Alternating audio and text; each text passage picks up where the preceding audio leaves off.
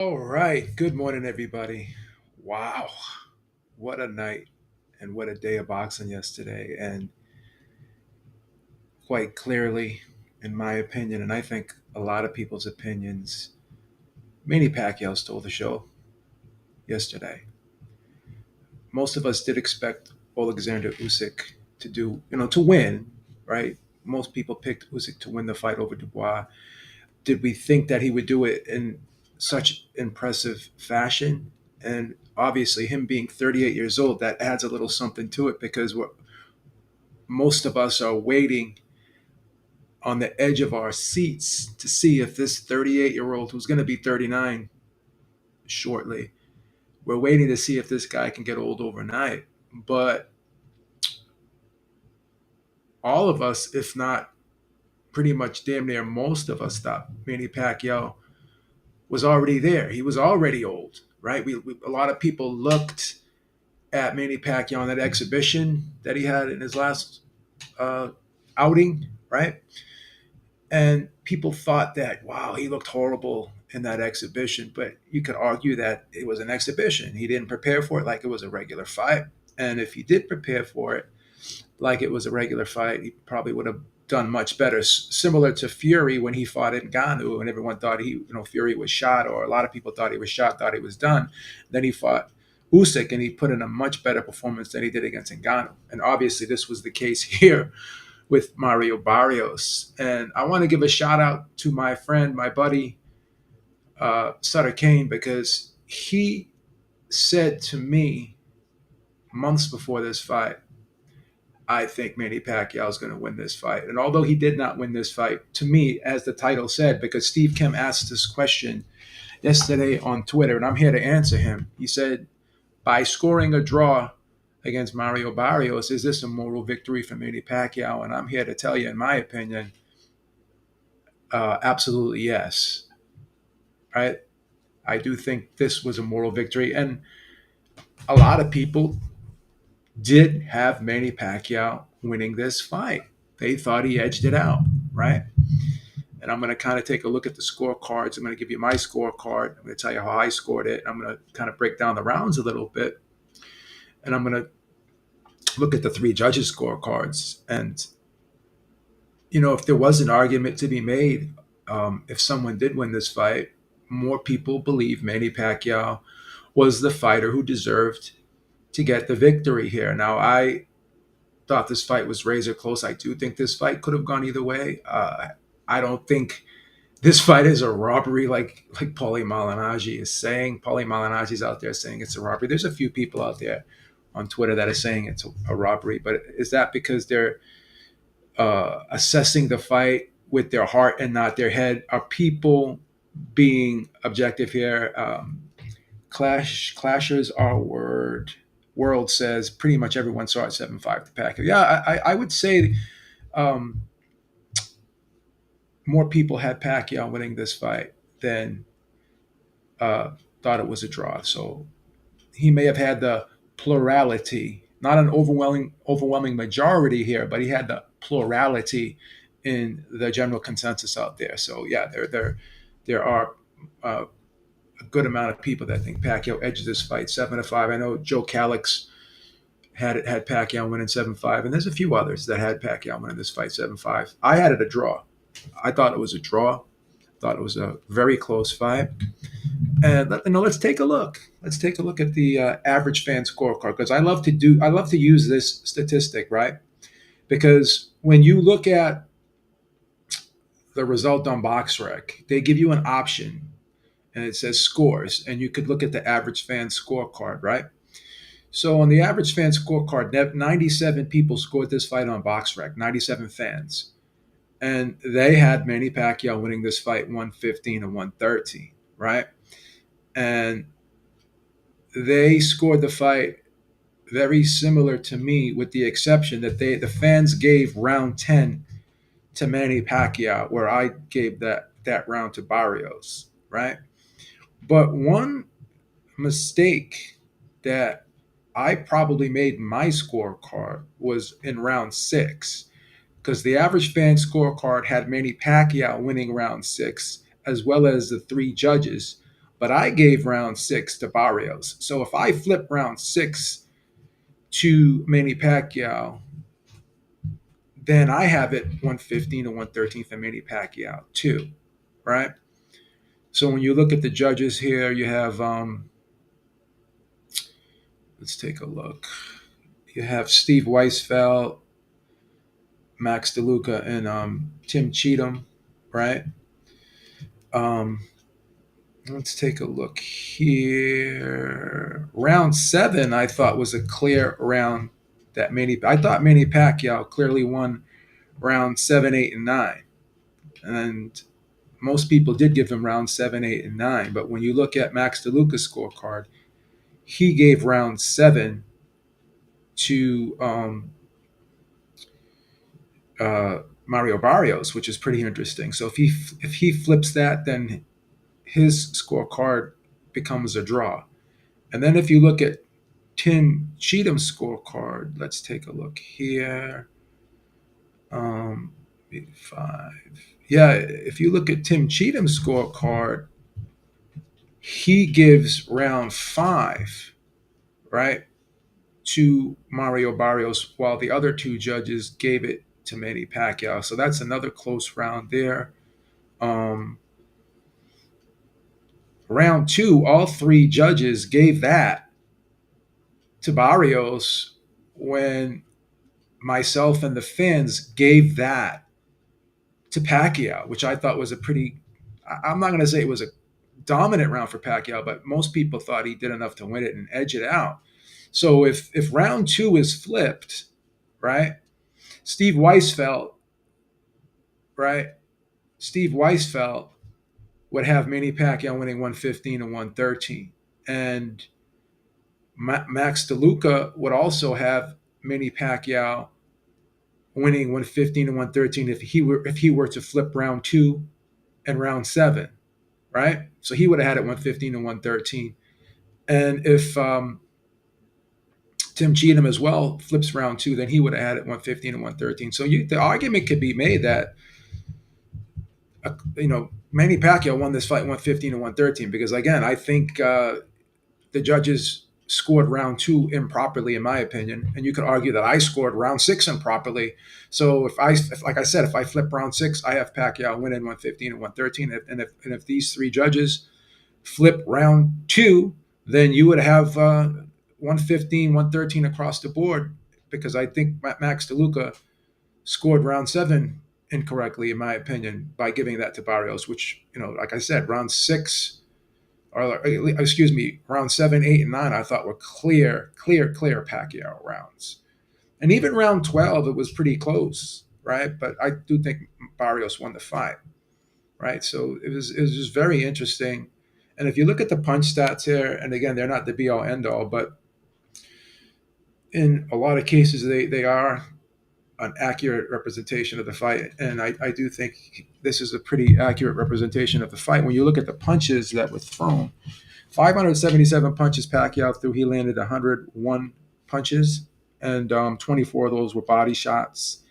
Barrios landed 658, and 35 of those were body shots. He threw 658 and landed 120. Pacquiao throws 577 and he lands 101. So Pacquiao's landing 17.5% of his punches, while Barrios is landing 18.2. So that's a close fight. But where the difference lies here is the jabs. Pacquiao threw 318 and landed 20, where Barrios threw 423 and only landed 45. But power punches, Pacquiao has the edge here in 259. He throws, lands 81, where Barrios threw 235 and lands 75. So Pacquiao lands 6 more, but he threw 24 more power shots. So the question can be asked here. So why did Barrios not follow up behind the jab and throw more power punches? Because when you look at those punch stats, and punch stats not the be all end all, but in many cases, and I think in this case, they're a pretty accurate representation of what we saw last night, at least in my opinion. You can agree or disagree if you want. But when you look at this fight, Barrios was having some success with the jab. Every now and then he would a right hand would get through, but he wasn't stepping in behind the jab and throwing power punches consistently. Wasn't throwing the right hand consistently. Whereas Pacquiao was constantly trying to press the action, even though this was not the Pacquiao of old. This was not the volume guy of old.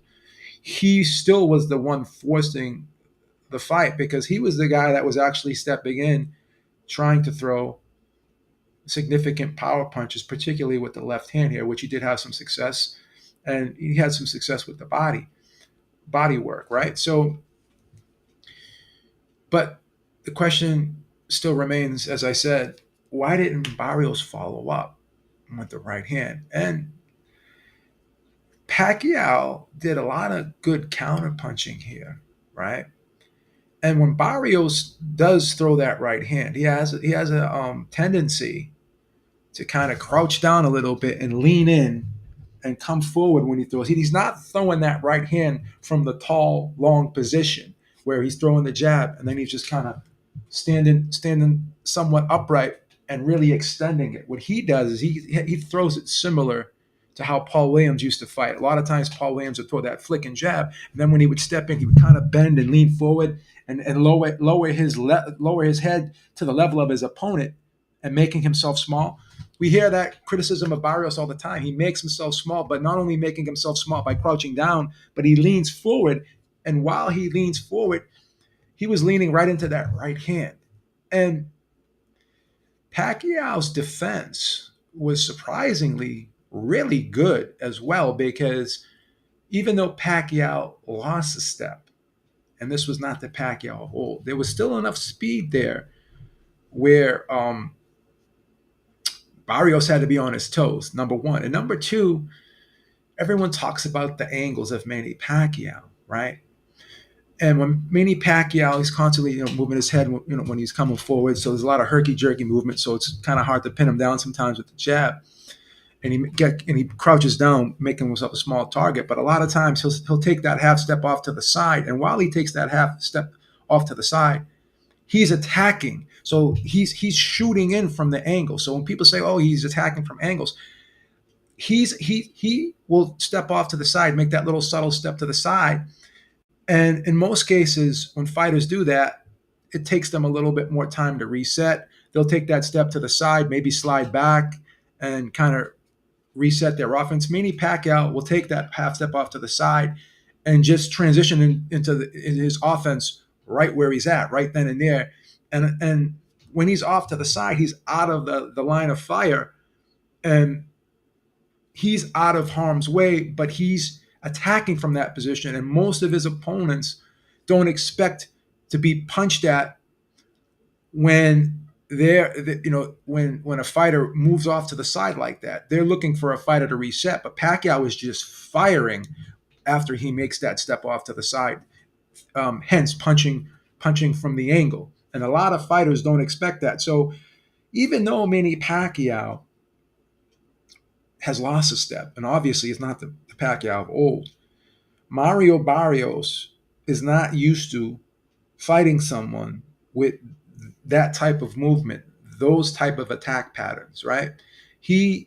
No one fights like Manny Pacquiao. He has a very distinctive style. And a lot of times when a fighter will move, he tends to move to the side of his lead hand. So if a fighter's moving forward, he tends to step. If you're orthodox, he'll tend to step forward to the left. Southpaw tends to step forward to the right. Manny Pacquiao does it backwards sometimes, and a lot of occasions. So Manny Pacquiao, being the southpaw, he moves to his left, and he'll throw the power hand from the opposite side, right? Whereas most fighters will step forward and they'll follow their lead hand and then follow up with the right hand. Manny Pacquiao will step forward, right? And he'll move to his left instead of moving to his right in a lot of cases.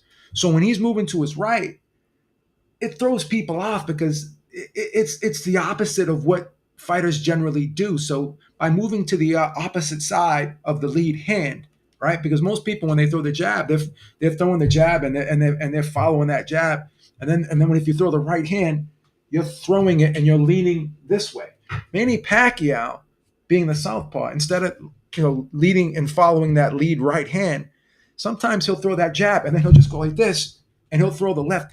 He'll throw the left hand from the left hand side instead of stepping in, with his right and throwing the left hand while stepping forward to the right. So it throws those, even though he's not the same dynamo that he once was. He fights in a way that is so distinct, and it's just so unorthodox in many ways, where even though he's not the fastest guy as he once was, he's still throwing punches from unorthodox angles, and it's a look that Barrios has never seen before, and many fighters when they fight Manny Pacquiao are not used to seeing those looks, and that's why he becomes so successful. So I thought one thing was funny too when you looked at last night's fight. Um, when you looked at Barrios, you listened to Barrios' trainer yesterday. I thought it was hilarious when he said, "Stop touching fucking gloves," you know, stop showing them so much respect. Um, don't do that anymore. And then Barrios would go back out and he would touch his glove again. And it's hard for Barrios, and if you're a fighter, to not have that respect, right? So a lot of people are saying, well, did he show Pacquiao too much respect? Did he fight to the best of his ability? Did he really, really go into this fight with the mindset that he wanted to just, beat Manny Pacquiao, hurt Manny Pacquiao, or was he starstruck because he was in there with a legend? But if you go back to his last fight against Abel Ramos, when you can say Barrios was probably in front of the largest audience he's ever been in front of, because that was the Mike Tyson Jake Paul undercard. You had Katie Taylor versus Serrano in the rematch. I believe 100 million people globally watched that fight. So he was in front of the biggest stage possible, and he was on the undercard of another iconic legend, Mike Tyson. And no disrespect to Abel Ramos, but this guy was not supposed to perform, or at least Barrios was not supposed to allow him to have that much success against him, because this is a guy had 6 losses. I think he was like 3-3 in his last 6. Barrios was heavily favored. I think he was like a 4 or 5-1 favorite in this fight, and he ended up coming up with a draw. And shout out to Jinky Pacquiao, because she was the one that was there with Manny Pacquiao watching Barrios' last fight, and she said to Manny, "I think you can beat this guy." Right? And usually a fighter's wife is the first person to tell him to retire. First person to tell him, "I don't want you to fight anymore." But Jinky Pacquiao did the opposite. She was encouraging Manny Pacquiao to come back after that 4-year layoff, right? And said to him, "I think you can beat this guy." It's very similar to when Ray Leonard was in there and he watched Marvin Hagler versus John Mugabe. He saw some things against, that Marvin Hagler did against Mugabe. He saw some holes, he saw some weaknesses, he saw some flaws, he saw some slippage. And that was the fight that made Ray Leonard say, "You know what? I can beat this guy." And shout out to Jinky Pacquiao, because she proved to be a great matchmaker here for Manny Pacquiao. She saw something that many of us didn't see, or maybe we saw it, but we still didn't think Manny Pacquiao could capitalize on Mario Barrios and his weaknesses, right? So I want to give another shout out to my partner, Eric Lorda, who I do the Sunday podcast with every Sunday, 6 p.m. Eastern time. He said something that I think came true as well. And I talked about it, with Barrios being on that big stage, fighting in front of the largest audience he's ever fought in, when he was on the undercard of Mike Tyson versus Jake Paul. Did the moment get to him in that fight, being on that undercard with Mike Tyson, knowing that so many people were watching, knowing that he was on the undercard of a legend, knowing that there was pressure on him to show and prove in front of that big audience. Did he fold a little bit under the pressure against Abel Ramos? And did he fold a little bit under the pressure of fighting a legend here with, in taking on Manny Pacquiao? Because again, it's not easy being on the undercard of a Mike Tyson fight, because again, that the whole world is watching. And once again, this is the biggest fight of his life against a legend. And I don't care who you are, that has to mean something, especially if you're a younger fighter like Mario Barrios. So to sit there and say that did not play into this fight at all, I probably would disagree with you here, right? So even though Alexander Usyk, right, probably had the performance of the weekend, because that was a phenomenal performance. I think Dubois may have won one round in that fight, and Usyk was on his way, I think, to dominate Dubois, and ultimately that fight was going to be a one-sided victory. But again, Usyk was the favorite in that fight. He was a 3-1 favorite. Manny Pacquiao was the 3-1 underdog. Manny Pacquiao was coming off the 4-year layoff. So Manny Pacquiao, I would think, probably stole the show this weekend with his performance, because outside of Sutter Kane, I do not remember anyone picking Manny Pacquiao to beat Mario Barrios, right? I don't remember anyone picking Manny Pacquiao to beat Mario Barrios. So again, this was a phenomenal, phenomenal performance from Manny Pacquiao. Obviously, he is not the Manny Pacquiao of old, but he didn't have to be. He didn't have to be the Manny Pacquiao of old. You could argue he was probably 75% of himself, right? And he said after this fight, I would have liked to have started training 4 months earlier. And then people will say, well, most training camps are only 8 weeks anyway. So what's he talking about training 4 months, right? Like training 16, training 12 weeks. Like, what does he mean by that? Well, when you talk about training, a lot of that is just conditioning. So obviously he wasn't going to start the intense part of his camp. The sparring was always going to be probably pushed back 5 to 6 weeks before the fight. But again, you need to start the conditioning aspect, right? So maybe he needed to do some drills, do some conditioning workouts, do some strength and conditioning more so than he did, because he was involved in politics. I believe he was running for president, so that took a lot of his time, took a lot of his energy, and he probably couldn't even do the type of conditioning training he wanted to do. So if this fight, coming back and shaking off the cobwebs a little bit, shaking off some of the dust, right? Going into a rematch, I think going into a rematch, right, it would favor Manny Pacquiao, because again, a lot of the ring rust would be shaken off, a lot of the just not being in there, and now that he could probably focus, and he may go right back into the gym on Monday. I'm not saying he's going to go in there and start sparring, but he may go back. He may be inspired by this. I'm sure he's inspired by this. He may just go back. He may just start the conditioning early. He may find a lot more confidence in this victory, and as a result of that, he'll be better in the rematch, right?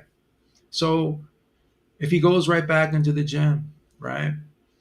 If he starts his conditioning, starts staying on his drills, and trying to be sharper for the rematch, I think this helps him if he is to go back into a rematch. Like if they do the rematch in November, right? Because it's with the July, you got August, September, October, so you rest rest for 3 months, but just go in and do some light training, do some drills, do some conditioning work, strength and conditioning coach work with the strength and conditioning coach. If he just goes right back into the gym and stays in shape, right?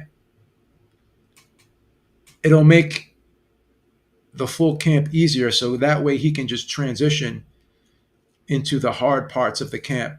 You know what I mean? So he'll start earlier, but he'll be going into the real intense parts of the training camp in better condition. Whereas last training camp he was probably trying to get himself in shape, but not only just get the strategy down, get the timing down, and all that stuff, but he also had to get himself in shape cardiovascularly. Just get the muscle memory back. So he's already ahead of that aspect now.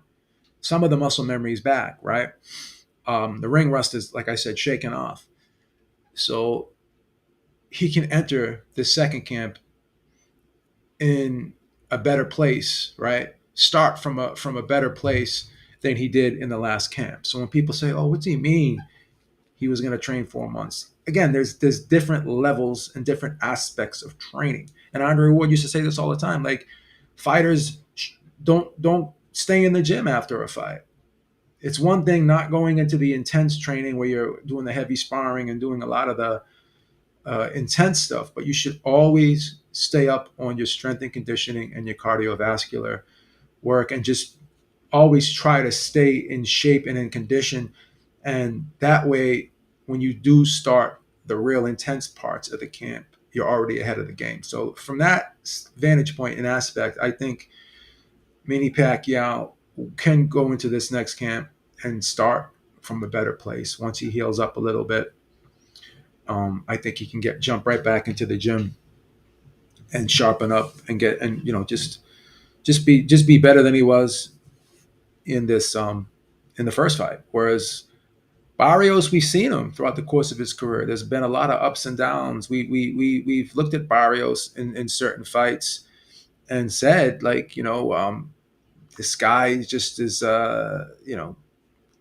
when he's in there, it just seems there's always it looks like there's always something missing, whether it be a confidence issue, whether it be a mental issue in terms of getting so worked up, being under the lights, like my partner Eric said. And when you get worked up like that mentally, a lot of times that adrenaline is flowing, and you become tired. So that mental issue that you may have going into a fight can become physical if you're allowing it to weigh on you, right? So we've seen Barrios just not be able to sustain uh, a strong game plan throughout the course of the fight. Like, he always seems to, when you even hear his trainers say, like, focus. Like, his trainers are constantly telling him to focus, keep up with this, do that. And there always seems to be these mental lapses in a lot of these big fights with Mario Barrios. Same thing with Tank. He did well in spots with Tank, but later in the fight, he was not able to sustain um, the good work that he was doing. And you got to credit Tank with that, but it just seemed like he got away from the game plan in that fight. Got away from the game plan against Abel Ramos, and other fights we've seen him. He's just been up and down. Keith. Same thing with Keith Thurman. Like, he could not. He would land a good body shot, but he just can't capitalize on things. Once he's starts doing good work for whatever reason, he just isn't able to sustain it and follow up when he does something good in fights. And there's always seems to be like a mental lapse in fights with him, right? And we saw that even in this fight, where in the middle of the fight, Pacquiao went on a little bit of a run. And credit to Barrios, I thought he won the last 3 rounds, and he salvaged a draw here, in my opinion, right? Because I gave him the last 3 rounds. I think the average fan scorecard, they gave Pacquiao. I think they gave him, in the average fan scorecard, they gave Manny Pacquiao round 10. I didn't think Manny Pacquiao won round 10, but yeah, I think that Barrios did win the last 3 rounds, and that enabled him to pull out at least a draw here. So, but yeah, most people do think Pacquiao won this fight 115 and 113. I think that the rematch is a natural. Louis DeCubis Jr., who was Al Heyman's right hand man over at PBC, um, he looked at Manny Pacquiao's manager after the fight, looked at Manny Pacquiao and said, "Yeah, we're going to do this again." So I'm pretty confident that they're going to do this fight again. I'm pretty confident that there's going to be a rematch. And I don't hate the rematch here. Now I'm intrigued. I think Manny Pacquiao can be better in the rematch? Absolutely. Do I think Barrios can be better in the rematch? That I'm not sure of. That I'm not sure of because this could be a tough style matchup for Barrios, right?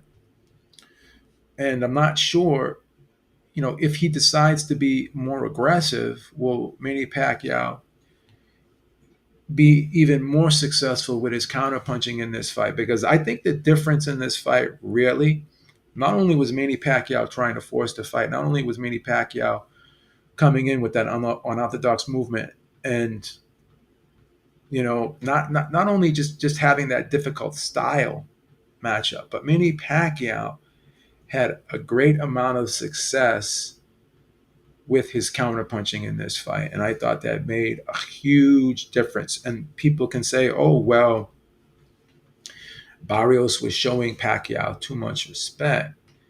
But what was he showing him too much respect because of who he was? Or was he showing him too much respect because of what Manny Pacquiao was and is still able to do, particularly with the counterpunching? Because he was landing some sharp left hand counters.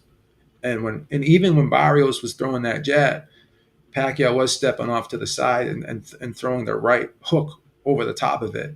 And again, Barrios is always he's gonna crouch down and he's gonna lean forward while crouching down, and he's lowering his head and torso to the level of his shorter opponent. And this isn't something new. Like I said, he's always done this, similar to Paul Williams in fights. He's always had a hard time maintaining his shape and form and fighting to in such a way where he could maximize his advantages, which is height and reach, because he is a very tall guy for welterweight. He's 6 feet. Most guys are not 6 feet at 147. They're around the 5'8", 5'9" range, and Manny Pacquiao is even below that at around 5'6". So will Barrios correct that? Something something that he's done his whole career, a mistake he's made his whole career by crouching down and making himself small and leaning in when he throws that right hand and leaning in when he tries to step in with power shots behind the jab. Can he correct that? Well, I mean, he's been a pro for a little while now, and he still hasn't been able to correct it. So all of a sudden, he's going to wake up tomorrow and become a different fighter? No, he's always fought this way, and he's had an extensive amateur career. And you can argue, does he fight this way because he wants to be aggressive? Does he get overexcited, over anxious in there, or is this just a mental thing, a mechanical thing that he can't fix, right? Because you can sit there and go to training camp and be shown something 1,000 times, but if mentally you just can't absorb it, and even if you do absorb it in training camp and you can't um, employ it in the fight, if you revert back to what you instinctively have always done your whole career, then that's going to be a problem. So can Mario Barrios reinvent himself, recreate himself, and come up with a game plan to beat Manny Pacquiao? If Manny Pacquiao comes into a rematch even sharper than he was the first time, I mean, it's going to be interesting to see, right? It's going to be interesting to see how the odds makers have the odds in the rematch, right? So, all in all, I think the card was good. A little bit surprised with Tim Tszyu. Tim Tszyu looked like he had his soul taken from him. We saw in the Bakram fight where he suffered that horrible knockout loss, and then he came back against Joey Spencer. So the question was, how much does he have left? Where is he at mentally? And Tim Tszyu decided that he did not want to come out. He did not want to come out after round seven, right? He didn't want to come out after round seven. He said, "This is it. I'm done." Right. So I was surprised that after Tszyu had that big round, even though he lost that round, he still had some moments there. You would think that he again. I'm not in there. I'm not taking a shot. So I'm not going to dump on Tszyu. I mean, it is what it is, right? But Tszyu was in there. He was losing the fight on my card and then just about everyone else's card, right? He was losing the card. He was behind, and you could see he wasn't reacting to the shots the same way he has in the past. Where in that first fight, even with all that blood coming up from the top of his head, he he didn't want to stop, and he was getting hit with some shots that he couldn't see, and he was taking them well. But in this fight, it looked like the punches were landing a little bit more cleaner, and they were having more of an effect. And Sebastian Fundora obviously was getting hit with some big shots as well, but he was just handling them better. And Tszyu just looked like he was out of this fight. He got knocked down. He got knocked down in the first round, and I think outside of the fourth round, you couldn't really give Tszyu a round here. And even though he had moments in round seven, he was still taking some big punishment there, and you could just see it in his face that he had this look of discouragement when he went back to the corner.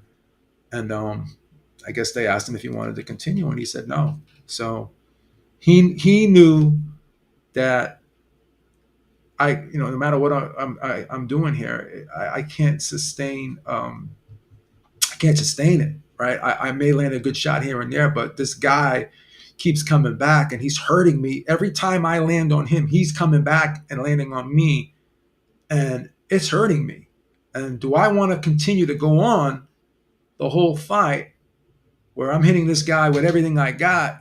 He's taking it and he's coming back and landing on me, and it's hurting me, and it's slowing me down. And so there's to some degree there was a lot of I would guess a lot of discouragement, saying I'm doing everything I can, throwing everything but the kitchen sink at this guy, and even in doing that, I'm having a hard time getting to him. But then when I do get to him, I'm not able to slow him down in any way, right? I'm not able to slow him down in any way. And Fundora took the fight on short notice, right? And he was coming off of a knockout loss, and in the first fight, so the stage was set, and the advantages were all lined up for Tszyu in the first fight. But in this fight, we just didn't know. We just didn't know, right? We didn't know how Tszyu would perform. We didn't know where he was at mentally. We didn't know if there was doubt there, because Tszyu now I think he's like 3-3 in his last 6 fights. So can Tszyu still be in big fights? Can he still fight in Australia? Will the fans still support him? That's you could argue probably he could still be in some big fights. There's still some money fights for him. Can you still do the Keith Thurman fight with Tszyu coming off of a loss? Can it be framed and set up as such where Keith Thurman is still needs a comeback fight, right? And obviously the fight's not going to be as big as it would be if Tszyu were to win and be the champion. But does Keith Thurman go in there with Sebastian Fundora now, or does he take another interim fight in between, still against Tszyu? Does that fight still make sense with Tszyu coming off the loss? Could you still do that fight in Australia? Would the fans still come to it? Would they still be excited about it? Would they still want to? Would they still want to see it? That's a question. That's a good question. So I would think Tszyu is going to take at least a good 6 to 8 months off. But Keith Thurman's going to need a fight. He's going to need a fight in between. So it's going to be interesting to see what Keith Thurman does, and even more interesting to see what Tszyu does. That's the even bigger question. So yeah, I think all in all, PBC had the best card of the night. I thought that overall the fights were entertaining. The card was good. Obviously, the main event was added an element of surprise, and it was a pleasant surprise in a lot of people's minds because again, nobody knew what to expect, and most people did not think Pacquiao was going to be able to perform to the level he performed at. Brandon Figueroa versus Joet Gonzalez, another close fight. A lot of people thought Gonzalez won that fight. Isaac Cruz had a very fun fight, very exciting fight against Omar Salido, uh, Salcido, excuse me, Omar Salcido Gamas. So that was a pretty entertaining fight, right? Yeah, Gary Russell comes back, big stoppage win. So again, this was a pretty solid card. I would think overall this was the best card. Unfortunately, you had a pay per view price for this card, but it was the best card of the night in my opinion. I thought it was the most entertaining card. I thought it had the most competitive fights, right? And it was good to see Gary Russell come back. It was good to see Brandon Figueroa and Isaac Cruz back in action. And yeah, I thought you can argue Gonzalez may have edged it, but Figueroa did come back. He came back late in the fight, so the fight was competitive, and thought it was a fun fight. And even though Isaac Cruz won the majority of the rounds, he had to work hard in every round to win. So Salcido came to fight.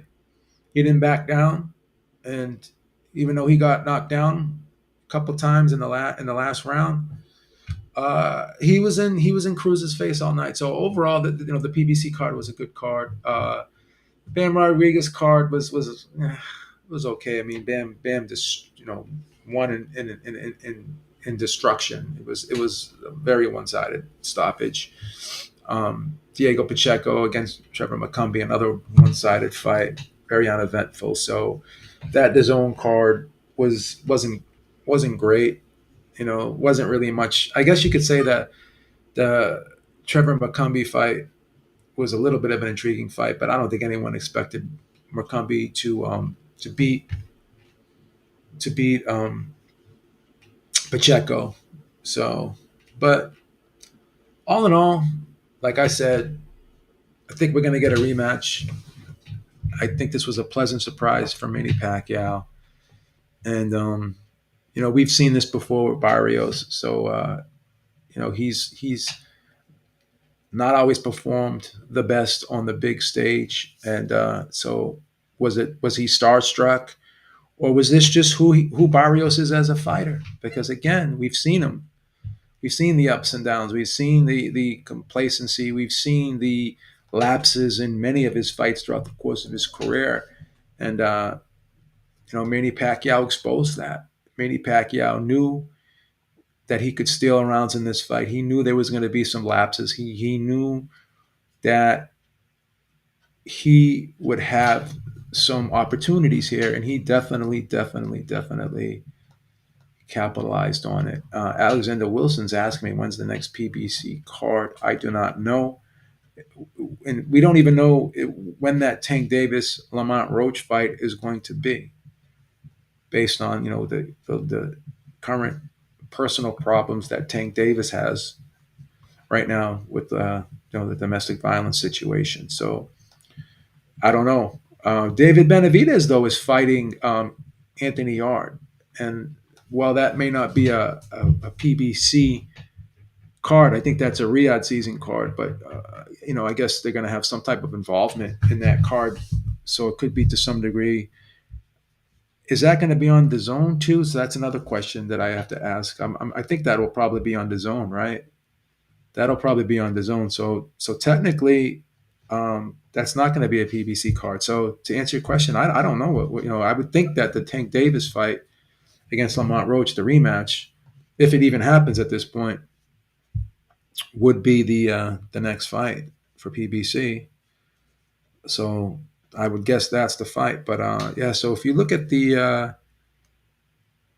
if you look at this fight with, this is a Riyadh season event.